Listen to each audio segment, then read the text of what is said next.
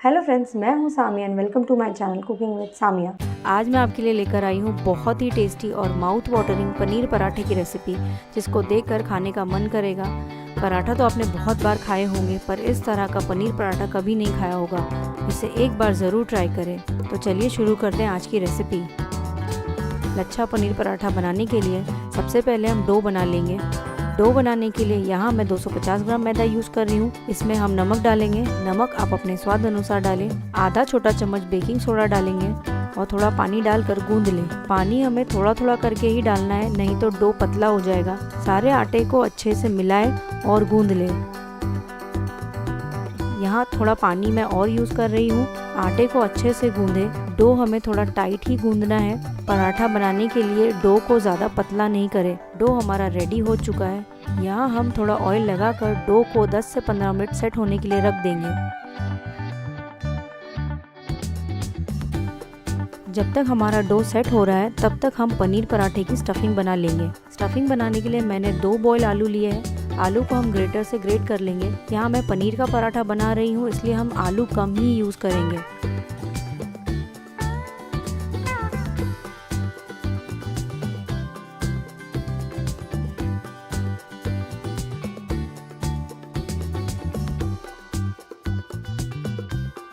आलू अच्छे से ग्रेट हो चुका है। अब हम इसमें 1 मीडियम साइज बारीक कटी हुई प्याज, 3 हरी मिर्च बारीक कटी हुई, 1 चम्मच रेड चिली पाउडर, 1 चम्मच गरम मसाला, आधा छोटा चम्मच हल्दी पाउडर, 1 चम्मच आमचूर पाउडर, बारीक कटा हुआ हरी धनिया। अब इसमें हम नमक डालेंगे। नमक आप अपने स्वाद अनुसार डालें।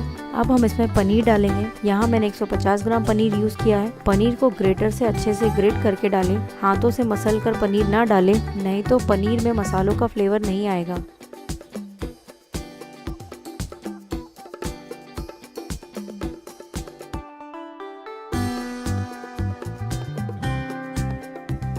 पनीर हमारा ग्रेट हो चुका है। अब हम पनीर को हल्के हाथों से मिला लेंगे। सारे मसाले और पनीर को अच्छे से मिक्स करें।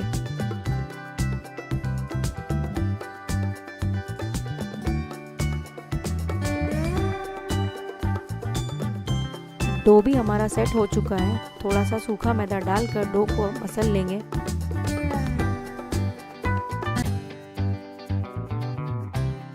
डो को हम इक्वल पोर्शन में कट कर लेंगे और इसकी लोई बना लेंगे।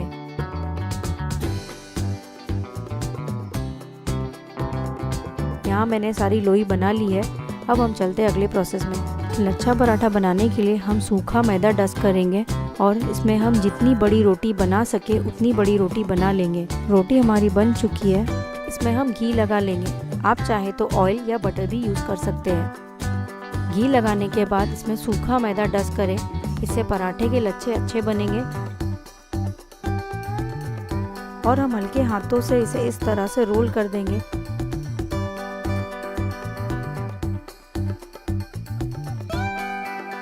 ये हमारा रोल हो चुका है। अभी हम इसे हाथों से प्रेस करेंगे और इसमें थोड़ा सा घी लगाएंगे और आटा डस्ट कर लेंगे और इसकी लोई बना लेंगे।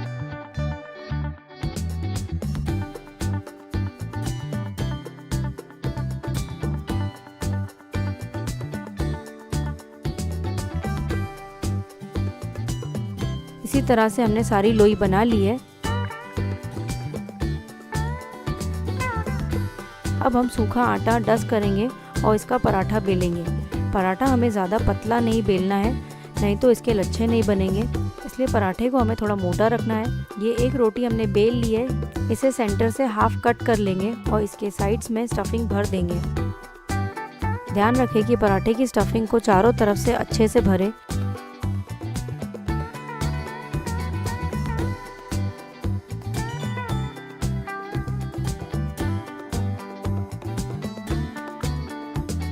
अब हम एक साइड से इसे रोल करते हुए इसे फोल्ड कर देंगे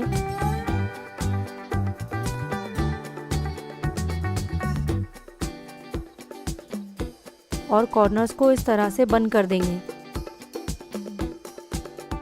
इसे हल्के हाथों से दबाकर लोई बना लेंगे और इसका पराठा बेल लेंगे। हमने एक पराठा बेल लिया है। इसी तरह हम सारे पराठे बना लेंगे।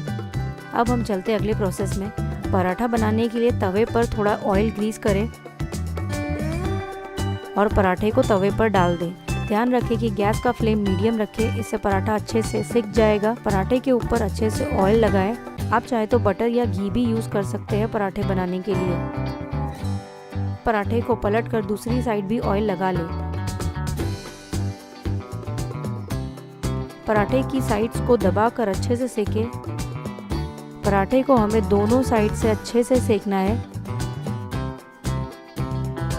ये हमारा एक पराठा अच्छे से फूल कर तैयार हो गया है। इसी तरह हम सारे पराठे बना लेंगे।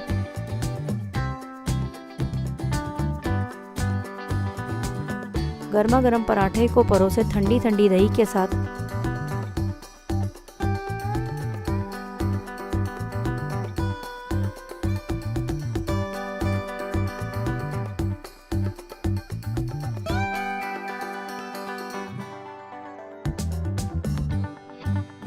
आप देख सकते हैं कि पराठा कितना लच्छेदार बना है और पनीर की स्टफिंग कितनी अच्छे से भरी हुई है।